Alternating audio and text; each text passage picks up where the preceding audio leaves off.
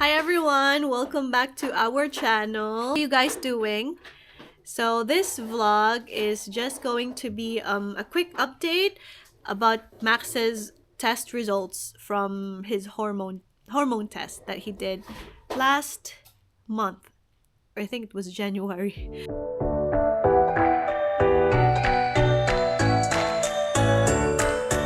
Just ignore my voice because I'm not feeling great today. I think we're having a bug again in the household.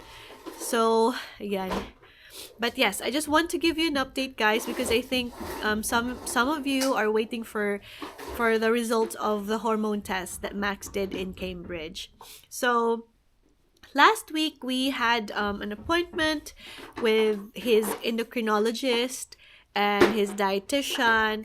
So now we can have like a plan, or we have a full details about what's going on or what's going to be next for Max. Which say Max, Mama.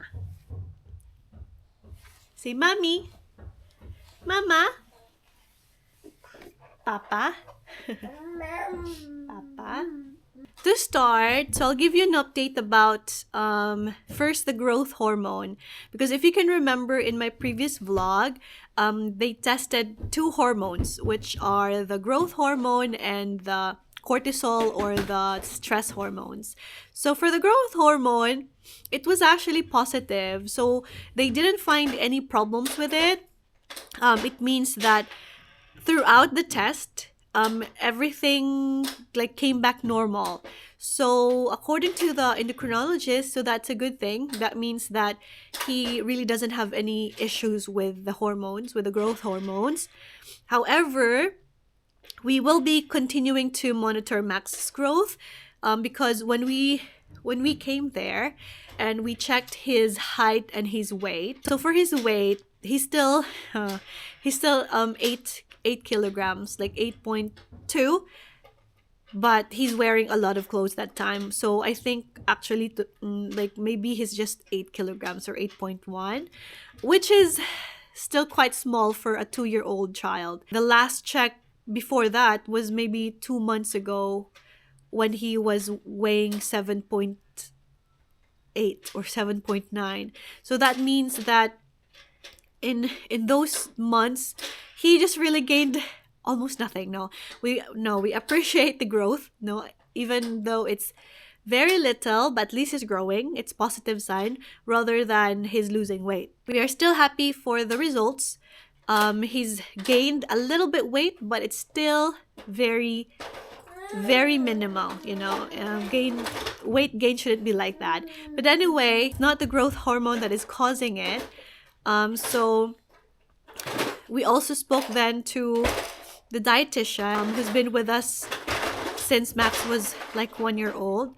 And, we raised the concerns, what the trouble with feeding him, with the food that he's taking in.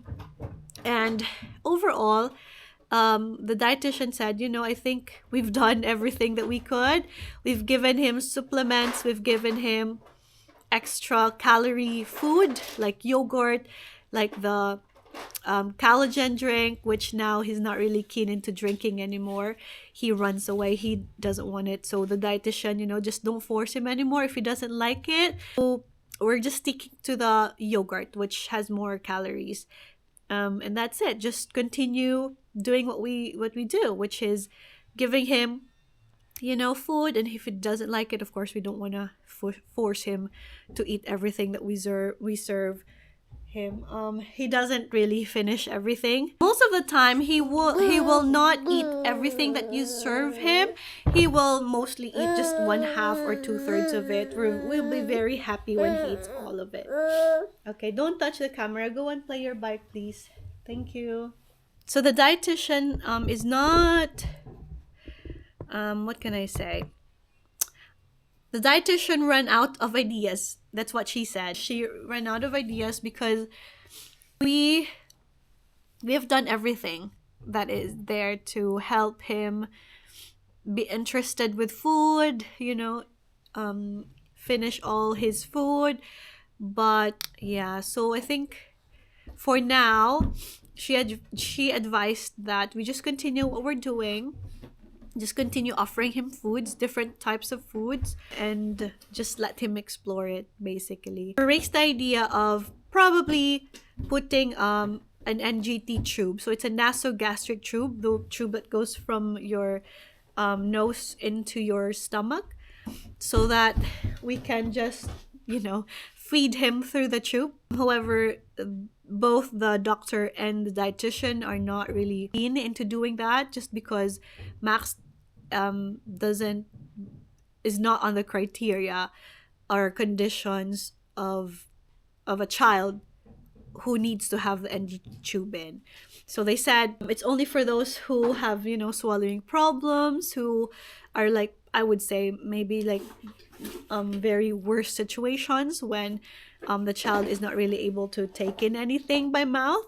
So that's the only way that the child will be able to get anything, and so they put the tube. But for Max, because he's actually eating, he's just not eating much, so it's not an ideal solution for him. So we're just skipping the idea of the NGT tube now, and basically just do what we do. And maybe it's just a phase. Maybe when he grows a bit older, then he'll get more hungrier, and then he'll eat more. We will see. So that was the advice that we had. And then so that's for the growth hormone update. And then the second hormone that they tested was the cortisol level, or the stress hormone. That unfortunately came back still very low, or really, really low, so we were a bit concerned about that, because he had this test twice before the big test day, and during those tests it wasn't that low. I think we were almost to the border of getting to the normal, but this recent test result was just very, very low. I think it was less than 25, and previously we were like 100 something, so it dropped really, really big time.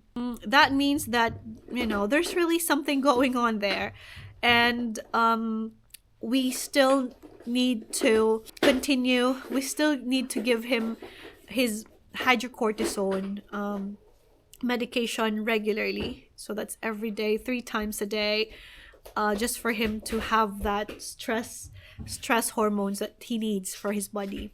There was a discussion about possibly having another or having an MRI scan again, just to see if everything is really all right with the pituitary gland, with his brain and everything else. So Max already had an MRI scan in the past when he was in NICU, and it came normal. Nothing was noted, or any concerns regarding his brain or pituitary gland, etc., etc. However, because there is still obviously some problems going on, and the scan was before, so the endocrinologist wanted to do another MRI scan just to see what's really going on in there.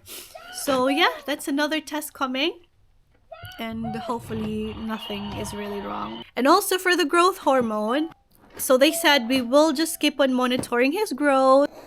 Although I just want to say, although he didn't gain a lot of weight, he actually has grown much taller, which is a good thing. I think he's grown 3 or 4 inches more.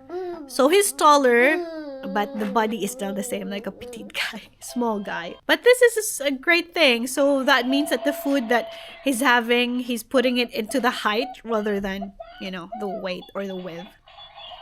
So we will just continue monitoring his growth, and if we feel that he's still not growing, for a child, or growing quickly, by 4 years old, we might need to do another growth hormone test just to check again. And if he does need a growth hormone, then he can be added for that growth hormone injection that they mentioned which is quite expensive, they said. But I hope really nothing, serious will come out from all of this test. We're still hoping for the best. And I know that we all have the support of all the doctors, of all the specialists, from the team, from Max's team. So we're very grateful for their experience and expertise. Just happy and grateful, and he's very happy. He's very, very active. We're just very happy for that. So that's just a quick update for you guys, and we'll try to take more videos when we are all better in the household. But thank you very much for watching, and we'll see you next time. Bye bye, guys.